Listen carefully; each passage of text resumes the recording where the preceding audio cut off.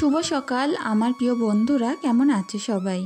আশা করছি সকলে অনেক বেশি ভালো আছো। আমরাও না বেশ ভালো আছি।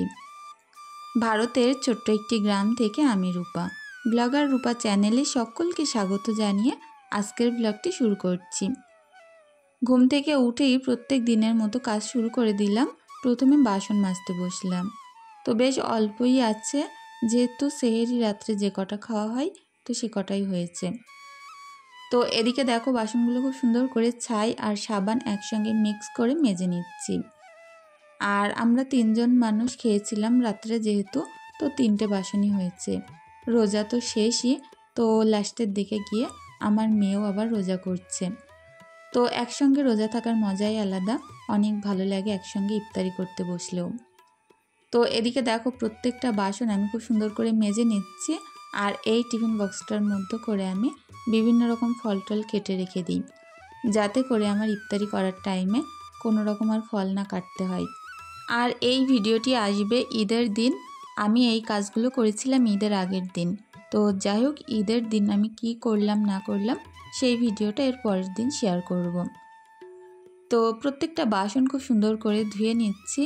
আর মনে মনে যতটা না আনন্দ লাগছে ততটাও খারাপ লাগছে। এতদিন আগে পর্যন্ত, 1 মাস আগে পর্যন্ত যখন রোজা শুরু হয়েছিল, তখন ভাবতাম যে প্রত্যেক দিন সামনে ঈদ আছে, আর কাল যখন ঈদটা হয়ে যাবে তখন আবারও অনেকটা দিন মন খারাপ থাকবে যে ঈদ আবার অনেকটা দূরে। তো যাই হোক, পার্বণের সময় আনন্দ তো থাকবেই, তার সঙ্গে কাজকর্ম থাকে প্রচুর। তো সেই সঙ্গে আমি আমার সমস্ত ঘরবাড়ির জিনিসপত্রগুলোকে আজ ডিপ ক্লিনিং করব। তো সেই কারণে ভাবছি আগে খাটের বিছনার চাদরটা তুলে নিই, তারপরে ওটা পুকুরে নিয়ে গিয়ে কেচে দিয়ে আবারও ঘরে আসব, এসে সুন্দর করে গুছিয়ে নেব। তো এদিকে দেখো আমি সুন্দর করে আমার বেডশিটটা তুলে নিচ্ছি। খুব একটা বেশি নোংরা হয়নি, তারপরেও যে ঈদ, ঘরটা তো ডিপ ক্লিনিং করতেই হবে। তো বেডশিটটা ঈদের আগের দিন যেহেতু চেঞ্জ করছি, পরিষ্কার একটা বেডশিট আমি পাতবো, তার উপরে ঈদের দিন একটা সাদা নতুন বেডশিট পেতে দেব। তো দেখো সেগুলো নিয়ে চলে এসেছি পুকুরে, এগুলো সুন্দর করে এখন কেচে দেব। আর এর সঙ্গে আমার ফ্রিজের কভারটাও আছে, সবটাই খুব সুন্দর করে কেচে দেব। বাড়িতে পুকুর থাকলে না অনেক কিছুর সুবিধা, যে কোনো সময় কাচা ধোয়া করা যায় আর অনেক তাড়াতাড়ি হয়ে যায়। বিশেষ করে পুকুরের কাচা ধোয়া বেশ তাড়াতাড়ি হয়। আমার তো ওই কারণে সারাদিন কাচা ধোয়া করতেও কোনো রকম কষ্টই হয় না। তো প্রত্যেকটা জিনিসপত্র আমি একটু সুন্দর করে রগড়ে ডলে নেব, তাহলে এর থেকে যে ময়লাগুলো আছে বেরিয়ে আসবে, একটু হালকা থাবা দিলেই পরিষ্কার হয়ে যাবে। তো এই যে সকালের টাইমে কাচা ধোয়া হয়, রোদ্দুর কিন্তু খুব একটা গায়ে লাগে না। আর আমার এই পুকুরের পাড়ে এই জায়গাটায় বড় একটা নিম গাছ আছে, যার কারণে একটু ছায়া থাকে। তবে যত বেলা গড়াবে না তত ছায়াটা ওই পেছন দিকে চলে যাবে, আর যত রোদ্দুর সানের উপরে আসবে। আস্তে আস্তে আসাও শুরু করেছে, বেশ গরম লাগছে, তার মধ্যে ফুরফুরে হাওয়া। সংসারের প্রত্যেকটা কাজ যদি একটু ভালোবাসা দিয়ে করা যায়, যতই কষ্ট হোক কিন্তু কষ্ট বলে মনে হয় না। আজকে সারাদিন যে ঘরের পেছনে, উঠোনের পেছনে সময় দিয়ে লেগে থাকতে হবে, আর কাজটা যখন হয়ে যাবে না মনটা পুরো জুড়িয়ে যাবে। কারণ ঘরবাড়ি এলোথেলো থাকলে আমার তো কোনো কাজে ভালোই লাগে না, আরও বিশেষ করে একটু যেন খিটখিটে মতো মেজাজ লাগে। আমার বাচ্চা কাচ্চারাও যেই জিনিসটা ফেলে সঙ্গে সঙ্গে গুছিয়ে রাখার চেষ্টা করে। তো আজকে যখন পুরো ঘর বাড়ি সানসেট সব কিছু ডিপ ক্লিনিং করব, তো আস্তে আস্তে করে আমার মনটা পুরো ভালো হয়ে যাবে। সানসেটের ওপরে অনেকগুলো বাসনপত্র আছে, তো যেহেতু সেগুলো কাচের কড়ির কার্টুনে ভরা আছে, সিমরানকে তুলে দেব, তো ও পরিষ্কার করে দেবে। আমি তো উঠতে পারি না, সিমরান উঠে পরিষ্কার করে দেয়। ওর কাছে ভিজে কাপড় দিলে উঠে সুন্দর করে মুছে দেয়। তো ভাবছি বাইরের কাজগুলো করেই ফেলি আগে, তারপরে গিয়ে ঘরের কাজগুলো করব। পুকুরে অনেক লোকজন স্নান করতে আসে, যখন স্নান করতে আসে না তখন আর বাইরের এই কাজগুলো করা যায় না। ওই কারণে তাড়াহুড়ো করে বাইরের কাজগুলো সারি প্রত্যেক দিন, আর তারপরেই ঘরের কাজে লাগি। আর রোদ্দুর দেখে তোমরা হয়তো বুঝতেই পারছো কতটা বেশি রোদ্দুর, মাথা ফাটা গরম পড়ছে। চৈত্র মাস পড়ার সঙ্গে সঙ্গে বোঝাই যাচ্ছে যে কত গরম। তো এখন চলে যাব উনুন পাড়ে। উনুনটা ফেটে চটে খুব বাজে অবস্থা 2-1 জায়গায়। মাঝখানে এই যে জায়গাটা, তো দুটো উনুনের মাঝখানের ওই জায়গাটা খুব বেশি ডিপ একেবারে নিচু হয়ে গেছে, তো সেই কারণে একটু বেশি করে করে মাটি লাগিয়ে সমান করে নিতে হচ্ছে। উনুনটা লেপে দিলে না মনে হয় যেন নতুন উনুন, আর রান্না করতে কিন্তু বেশ ভালো লাগে। আমার মতো যারা উনুনে রান্না করতে ভালোবাসো নিশ্চয়ই বুঝবে যে কত বেশি মজা লাগে এরকম পরিষ্কার পরিপাটি উনুনে রান্না করতে। মুখটাও একটু ফেটে ফেটে ভেঙে যাচ্ছিল, তো সেই জায়গাটাও একটু তাপ্পি তুপ্পি দিয়ে নিচ্ছি, যাতে করে আমার উনুনটা দেখতে আরও ভালো লাগে আর একটু অন্তত শক্তপোক্ত হয়, ভেঙে না পড়ে যায়। এটার পিছনে এতটাই সময় দিয়ে থাকি যার কারণে কিন্তু অনেক সুন্দর। আমরা যে কোনো কাজের পেছনেই যদি ধৈর্য হারা না হয়ে একটু সময় দিয়ে থাকি, কাজগুলো এমনিতেই সুন্দর হয়ে যায়।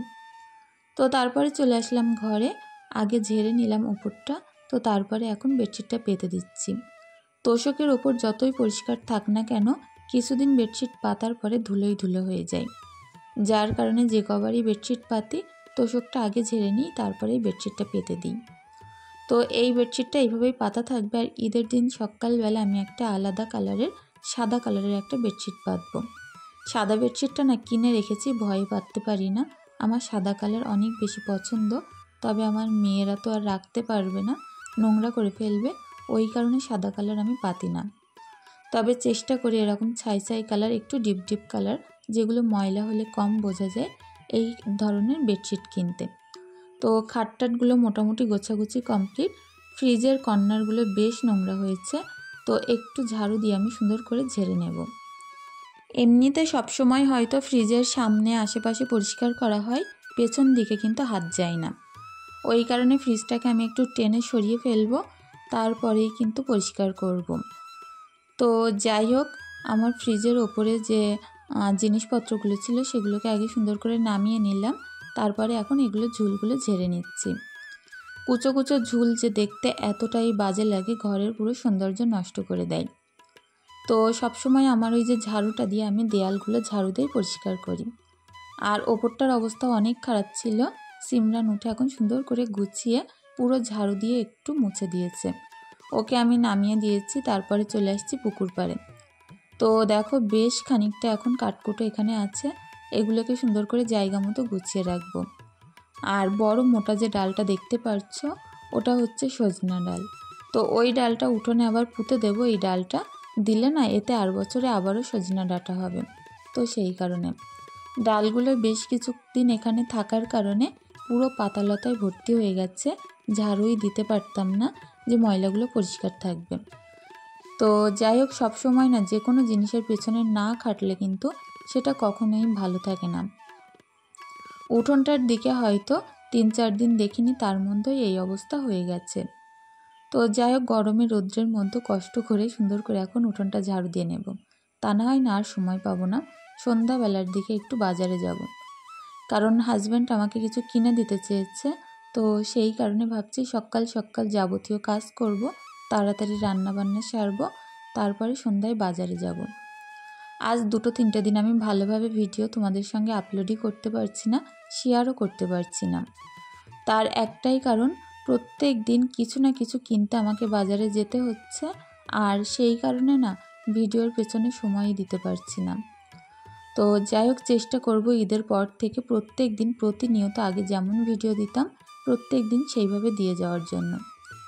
আর সবথেকে বড় জিনিস যেটা, আমার দোকানে যেতে হয়, তো সকালবেলার টাইমে অনেক কষ্ট করে তাড়াহুড়ো করে 8টার মধ্যে কাজ করা, ভিডিও শ্যুট করা অনেকটাই কষ্টকর ব্যাপার।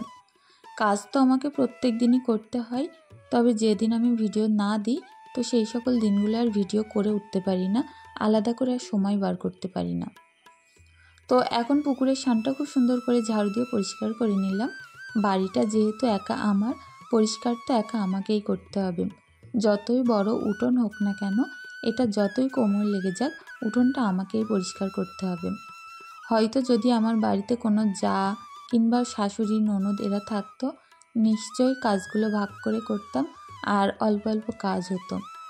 তো যাই হোক, নেই যখন, কিছু তো করার নেই, সমস্ত কাজ একা হাতে সুন্দর করে পরিপাটি করে গুছিয়ে নেব। আর এই যে গরমের সময় পড়েছে, উঠোনে যা টানা রোদ্দুর পড়বে, 10টা মিনিট দাঁড়ানোই দুষ্কর। তোমরা হয়তো দেখে বুঝতেই পারছো আমার বাড়িটা কতটা ফাঁকা জায়গায়, আশেপাশে খুব একটা বাড়ি নেই, একটু দূর দূরত্ব বাড়ি। তো সেই কারণে বাড়ি কিন্তু এতটাই বেশি গরম আর এতটাই বেশি রোদ্দুর পড়ে।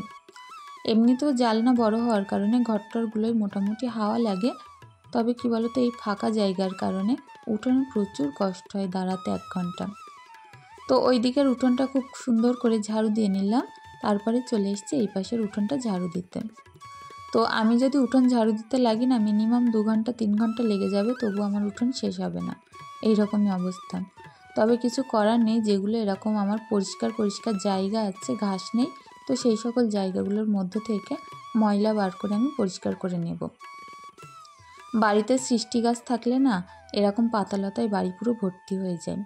আমাদের এখানে যেহেতু নোনা এলাকা, অন্য কোনো গাছ তো আর বাঁচে না, ওই কারণে সৃষ্টি গাছ লাগিয়ে রেখেছি বাড়িটা ছায়া হওয়ার জন্য। যদি অন্য অন্য আম গাছ টাম গাছগুলো হতো না, তাহলে অন্য গাছই লাগাতাম। এই গাছটা যতটাই শান্তি দেয় ততটাই বেশি বিরক্তিকর এই পাতাগুলো। সারা বছর এত পাতা পড়তে থাকে যে পুরো অতিষ্ঠ হয়ে যেতে হয়।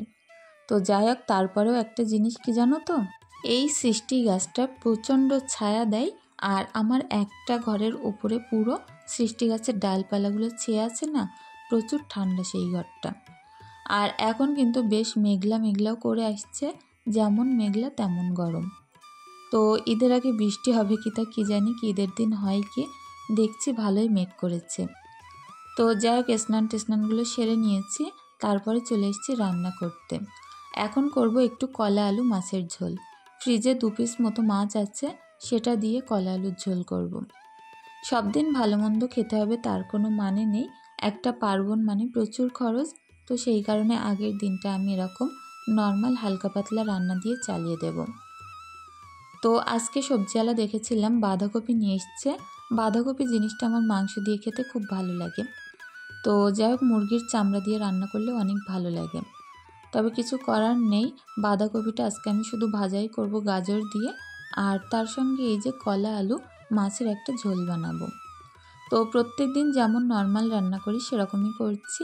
পেঁয়াজ কাঁচা লঙ্কা ভাজা করে একটু আদা রসুন দিয়েছিলাম, সেটাকে সুন্দর করে ভাজা ভাজা করে নুন হলুদ লঙ্কার গুঁড়ো এগুলো দিয়ে সবজিটা সুন্দর করে একটু তেল তেল করে কষিয়ে নিচ্ছি।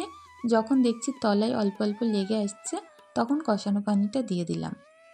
এমনিতেও দেখবে কলার সবজি হতে কিন্তু একদমই দেরি হয় না, অনেক তাড়াতাড়ি হয়ে যায়। তো কোনো রকম অল্প করে পানি দিলাম সিদ্ধ হওয়ার মতো, আর এটাকে এখন ঢাকা দিয়ে দেব।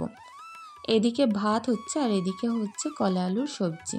ভাতটা যদি উতলে যায় তাহলে ওপাশে সসপ্যান বসিয়ে সুন্দর করে আমি ওই যে বাঁধাকপি আলুটা ভাজা করে নেব। তো দেখো সুন্দর করে নেড়ে দিচ্ছি, আর সবজিটা দেখছিলাম এখনও পর্যন্ত একটু শক্ত, তো ভালোভাবে জাল টালগুলো করে নিলাম। তো এখন আসছি 15 মিনিট বাদে। এখন ঝোলগুলো ভালোভাবে শুকিয়ে নিয়ে সুন্দর করে কষিয়ে নিতে হবে। কষিয়ে কষিয়ে যখন তেলটা বার হয়ে যাবে, এর মধ্যে আমি পর্যাপ্ত পরিমাণে ঝোল দিয়ে দেব। যেহেতু বাড়িতে আজকে সবারই প্রায় পেটের সমস্যা, সেই কারণে আজকে কলা আলুর ঝোলটা একদম পাতলা পাতলা করব, যাতে করে খেতে অনেকটাই ভালো লাগে, শরীরটাও ভালো থাকে। তো সিমরানের পেটের সমস্যা হচ্ছে, ঈশার হচ্ছে, ওরা না একটু বেশি উল্টোপাল্টা খাবার খেয়ে ফেলে, যতই নিষেধ করি শোনে না। তো সেই কারণে মাঝে মধ্যে এরকম অসুবিধা হয়ে যায়। তো দেখো যে 2 পিস মাছ ছিল, সেই 2 পিস খুব সুন্দর করে একটু কড়া করে আমি ভাজা করে নেব। এটা ভাজা হয়ে গেলে এক্ষুনি সবজির মধ্যে অ্যাড করে দিয়ে বেশ কিছুক্ষণ ফুটিয়ে নামিয়ে নিলেই আমার কলা আলুর সবজিটা হয়ে যাবে। তো ওপাশের ভাতের পানিও ফুটতে শুরু করেছে, আমার কলা আলুর সবজিটা রান্না শেষ। তো ভাবলাম এইদিকে বাঁধাকপিটা এবার করে ফেলি। তো যাই হোক, পেঁয়াজ কাঁচা লঙ্কা দিয়েছিলাম, একটুখানি রসুন থেতো দিয়েছিলাম পরে, যেটা যাই হোক কিছুভাবে স্কিপ হয়ে গেছে, তো শেয়ার করতে পারলাম না। আর লাস্টে গিয়ে আমি 2-3টে ডিম সিদ্ধ করব। তো হাজব্যান্ড খাবে, মেয়েদের যেহেতু পেটের সমস্যা ওদের অর্ধেক করে দেব, শুধু সাদা অংশটা, আর আমার জন্য একটা। তো আমাদের বাড়ি যতই মাছ হোক যাই হোক না কেন, রাতে কেউই মাছ খায় না, রাতের জন্য আলাদা করে আমাকে আবার ডিম করতে হয়। তো সেই কারণে এখন একেবারে করে রাখবো। বাঁধাকপি আলুর সবজিটায় বেশ সুন্দর কালারফুল হয়েছে গাজর দেওয়ার কারণে, আর খেতেও দুর্দান্ত হয়েছিল। এখন কলা আলুর সবজিটাও নামিয়ে নিলাম। তো বন্ধুরা, আজকের ভিডিওটি এখানেই শেষ করছি। কাল অবশ্যই আমার ঈদের ব্লগ দেখার জন্য আমার পাশে থেকো। আশা করছি তোমাদের ভালোই লাগবে। ধন্যবাদ।